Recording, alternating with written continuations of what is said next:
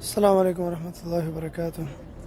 اچھا دوستو، اس وقت میں طائف میں مسجد عبداللہ ابن عباس رضی اللہ تعالیٰ عنہما میں ہوں، اور یہ مسجد 592 ہجری میں بنی تھی، عباسی خلیفہ کے دور میں۔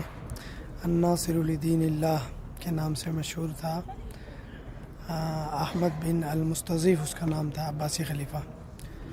تو اس مسجد کا نام عبداللہ ابن عباس رضی اللہ تعالیٰ عنہ اس لیے رکھا گیا کہ یہیں پر حضرت عبداللہ ابن عباس حبر الامہ، فقیہ امہ، یہاں پر مدفون ہیں، ان کی قبر یہیں پر ہے، تو اس وجہ سے اس مسجد کا نام بھی ان جلیل القدر صحابی کے نام سے منسوب کیا گیا ہے۔ یہ مسجد کے اندر کا حصہ ہے، صحن ہے، جمعہ ابھی ہم نے ادھر پڑھا۔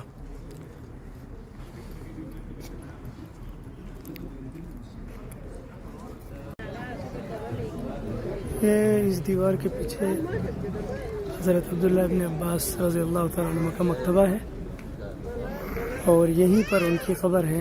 تو یہ کھولا تو نہیں جاتا ہے، کبھی کبھی عید کے موقع پر سنا کھولا جاتا ہے، تو یہیں سے ان کو سلام کیا جا سکتا ہے۔